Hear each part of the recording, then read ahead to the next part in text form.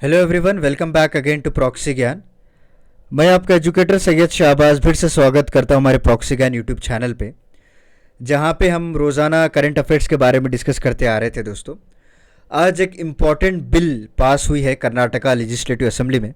कर्नाटका यानी हमारे जो स्टेट में जहां पे मैं रहता हूं, बेंगलुरु में ही।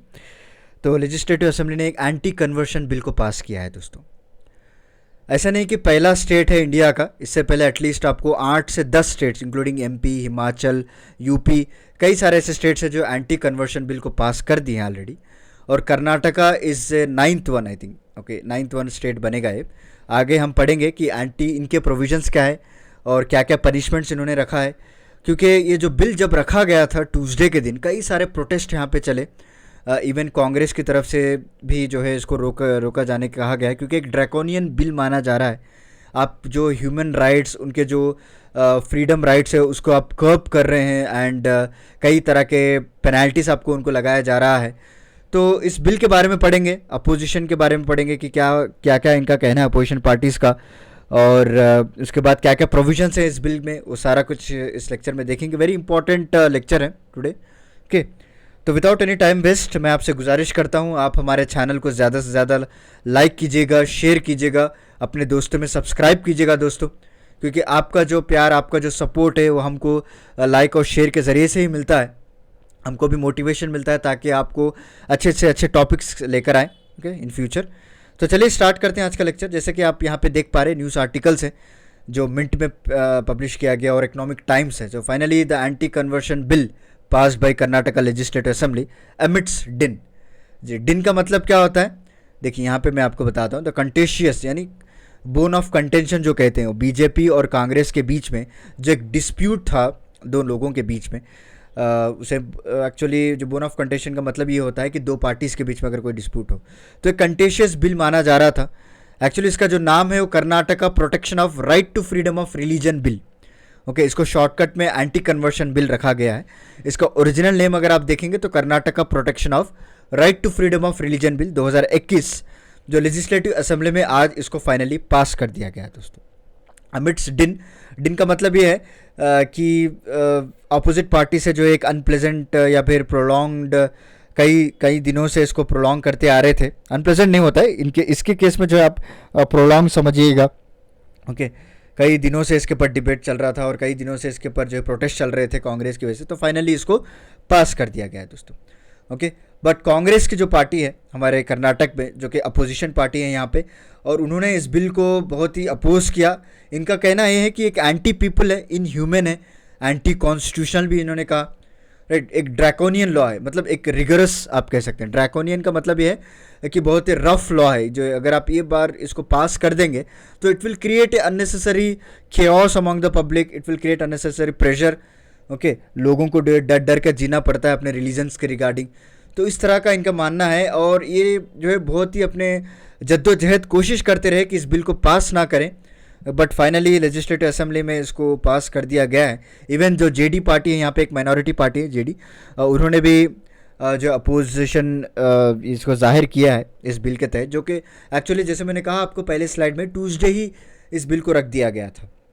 उसी समय से कई सारे प्रोटेस्ट, कई सारे आवाज़ यहाँ पे उठाई जा रही थी, बट एनी हाउ ये बिल को फाइनली पास कर दिया गया था थ्रू वॉइस वोट। और इवन दो द कांग्रेस का ये भी कहना है कि पहली बात तो एक इनह्यूमन बिल है, एक ड्रैकोनियन बिल है, और दूसरी बात यह है कि इस बिल पे चर्चा करने का मौका नहीं मिला है। क्योंकि जब अगर आप देखेंगे ये जो continuation debate on the bill, वो अभी करना बाकी है। प्रॉपर इसके पॉइंट्स डिस्कस नहीं किए गए, प्रॉपर टाइम नहीं दिया गया। इनका ये भी मानना है कि एक सेपरेट कमिटी बनानी चाहिए कि इस बिल को स्टडी कर सकें और उसके बाद जो है इसको प्रॉपर चेंजेस करके पास किया जाए, बट उतना भी टाइम नहीं रहा है और विद द वॉइस वोट इन्होंने पास कर दिया। अब सभी लोग जानते हैं, क्योंकि जिस तरह से एलिगेशंस लगाते हैं पॉलिटिकल पार्टीज़ एक दूसरे के पर, तो यहाँ पे भी उसी तरह का एलिगेशंस लगा है।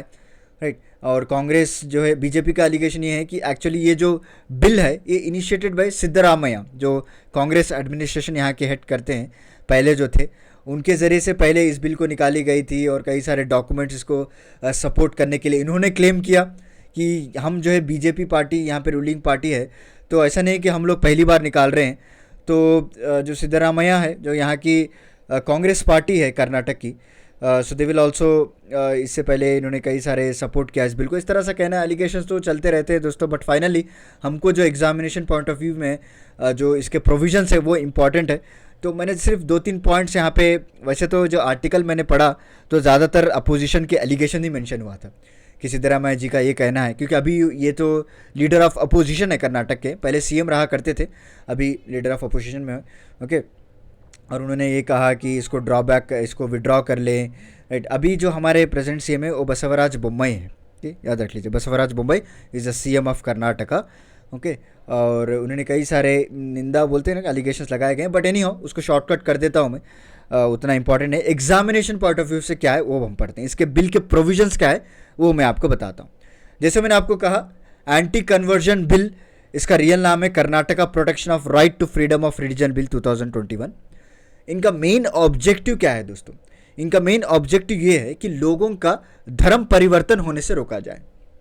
जो रिलीजन है, for the protection of right to freedom of religion and prohibition of unlawful conversion. Okay, कई तरह के आपने वाकया, अपने केसेस सुने होंगे जो कि स्पेशली अगर आप देखें मैरिजेस। ओके, लड़का जो है लड़की को इस तरह से सोसाइटी में चलता है, फंसाता है और उसको जो है फोर्सफुली कन्वर्शन किया जाता है, या फिर okay misrepresentation, under influence, coercion, इसे जो हम कहते हैं फोर्सफुल करना, उस तरह से कर दें। जो फ्रॉडुलेंट मीन्स है, जो विदाउट देयर कंसेंट, उनके कंसेंट के बगैर, उनके परमिशन के बगैर, उनकी जो कंसेंट है या फिर उनकी जो चाहत है, विलिंगनेस, हाँ this is a correct word, willingness के बगैर ही किसी को फोर्स करके आपको बदला देना religion, this is not good, right.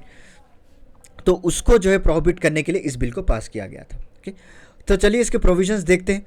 पहली बात, bill propose an imprisonment from 3 to 5 years दोस्तों, 3 से 5 साल तक जो है जेल की सज़ा मिलेगी आपको, और with the fine of 25,000।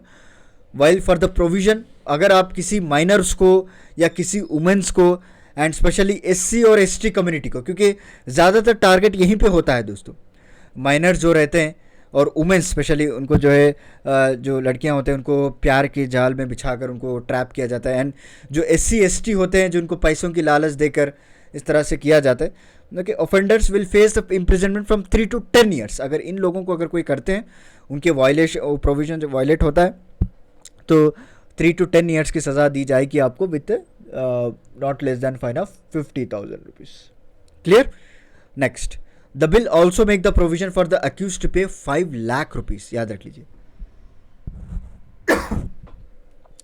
Sorry, the bill also make the provision for accuse to pay 5 lakh as a compensation. जो भी अक्यूज है 5 लाख रुपए उसको आप कंपेंसेशन के तौर पे भी देंगे। Who were made to convert, जो कन्वर्ट होते हैं, ओके, उनको आप 5 लाख का कंपेंसेशन दिया जाएगा। अगर आप मास कन्वर्जन की बात करें तो 1 लाख रुपए फाइन रहेगी और 3 से 10 साल तक का आपको जेल टर्म रहेगा इसमें, कि बहुत ही रिगरस पनिशमेंट यहाँ पे दी गई है, right. Next, it also state that any marriage which has happened for the sole purpose of unlawful conversation, this is very very important point. यहाँ पे देख लीजिए, ये जो सोल पर्पस है, मतलब एक ही मकसद है इसका, जिससे एक ही मकसद है इनका कि ये इसके धर्म को हम परिवर्तन कर देंगे। ओके, जो भी मैरिजेस करवाते हैं ना, जो करते हैं या लोगों को फंसाते हैं, उनका मकसद ये होता है कि इनके धर्म को बदला जाए। ओके, और vice versa by man of one religion with women of another religion, लड़का जो है एक कम्युनिटी का है, लड़की दूसरी कम्युनिटी दूसरे रिलीजन की है, राइट। और इसका मकसद यही है कि इसको जो है फोर्सफुली कन्वर्ट किया जाए, and either by converting himself before और आफ्टर मैरिज, चाहे वो मैरिज से पहले हो या फिर आफ्टर द मैरिज हो। इसका अगर रिलीजन चेंज होता है तो इस मैरिज को हम नल एंड वॉइड डिक्लेयर कर देती है दोस्तों, यानी एग्जिस्ट ही नहीं है, इट्स ए इनवैलिड मैरिज, आप इसे कह सकते हैं। एक फैमिली कोर्ट होती है, ओके, फैमिली कोर्ट के द्वारा इसको इसके सामने केस लेकर आते हैं, और इसमें यह पता चलता है कि सोल पर्पस इसका यही है कि इसका रिलीजन परिवर्तन करे, और चाहे वो मैरिज से पहले हो या फिर मैरिज के बाद हो, it's considered to be as null and void. ठीक है, next, where the family court is not establish the court having jurisdiction to try such case. Okay, अगर कोई फैमिली कोर्ट नहीं है, अगर नॉर्मल कोर्ट भी है, तो उसके पास वो जुरिडिक्शन का पावर रहता है ताकि इससे सारे केसेस को ये सब देख सके। Here also they can proceed the case. And offence की बात करें, an offend under this bill is non bailable, this is also very very important. Okay, so it is non bailable and cognisable, याद रख लीजिएगा। एक non bailable है और cognizable है, बेल नहीं मिलेगी आपको इसमें, ओके, विदाउट वारंट भी आपको अरेस्ट कर सकते हैं दोस्तों। Okay, the bill that is also being opposed by Christian community leaders mandates that person who wish to convert to another faith shall give a declaration in a prescribed। हाँ, यहाँ पे ये जो प्रोविजन इंक्लूड किया गया है कि अगर कोई भी विश टू कन्वर्ट है, यानी विलफुल्ली अपने कंसेंट के साथ वो कन्वर्ट होना चाहता है, he can give a declaration to prescribe format at least 30 days, this is very important, 30 days in advance to the district magistrate और एडिशनल डिस्ट्रिक्ट मजिस्ट्रेट। जो डीएम रहते हैं, जो आईएएस ऑफिसर हैं, या फिर एडीएम जो एडिशनल डिस्ट्रिक्ट मजिस्ट्रेट हैं, उनके सामने एटलीस्ट 30 डेज पहले इनको नोटिस देनी चाहिए कि इस तरह से परिवर्तन हो रहा है, इस तरह से ये लोग रिलीजन कन्वर्ट कर रहे हैं। ओके, इस तरह से प्रोविजन मेंशन है। Next, also the religious converter who performs the conversion shall also gives the 30 days of notice. ये भी इंपॉर्टेंट है, जो कन्वर्ट हो रहा है, जो व्यक्ति अपने रिलीजन को छोड़कर दूसरे पे जा रहा है, उसको भी देना चाहिए, और जो कन्वर्शन करा रहा है कि रिलीजियस कन्वर्टर जिसे हम कहते हैं, this very important, religious converter होते हैं ना, जो छुड़ा रहा है, उसको भी जो 30 डेज का नोटिस देना चाहिए, सेम डीएम और एडीएम के। ओके, समझ गए आप। और ये जो इंपॉर्टेंट पॉइंट यहाँ से, ये जो पॉइंट आप देख रहे हैं यहाँ से और यहाँ तक, इंपॉर्टेंट पॉइंट ये है कि जो कोई भी अब चाहता है कि वो अपने रिलीजन को छोड़कर दूसरे रिलीजन में जाए, तो जितने भी बेनिफिट्स उसको पहले मिला करते थे वो सारा कुछ वो खो देगा, इंक्लूडिंग रिजर्वेशन। याद रख लीजिए, जो गवर्नमेंट सेक्टर्स में इसको रिजर्वेशन दिए जाते थे, या कोई भी सेक्टर में रिजर्वेशन हो, उसके जो फैसिलिटीज़ हैं, उसका जो ऑरिजिन है, सारा कुछ आपको छोड़ देना पड़ेगा once it was converted. Next, however one is likely to receive benefits entitle to religion और ही शी कन्वर्ट्स। अगर वो आगे जाकर अगर किसी रिलीजन में कन्वर्ट हो जाता है, उसमें जो बेनिफिट्स हैं वो उसको मिलेंगे, बट जो पिछले वाला था, जो पास था, उसको छोड़ देना पड़ रहा है। ओके, अकॉर्डिंग टू जो जनेंद्र वहाँ पे जो मिनिस्टर है, होम मिनिस्टर कर्नाटक के, उन्होंने कहा कि ऑलमोस्ट 8 स्टेट्स इस लॉ को पास कर दिया। जैसे मैंने आपको स्टार्टिंग में ही कहा था ना कि 8 स्टेट्स जो है ऑलरेडी पास कर दिया इसको, this Karnataka is a 9th one.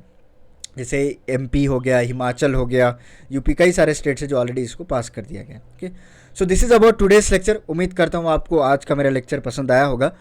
तो हमने इंपॉर्टेंट प्रोविजंस के बारे में पढ़े, क्योंकि हाल ही में बिल पास हुई है, तो आपको एग्जाम में जरूर पूछेंगे कि which is a 9th state which pass the anti conversion bill, और फिर रिसेंटली कौन सा स्टेट पास किया गया, तो कर्नाटक है।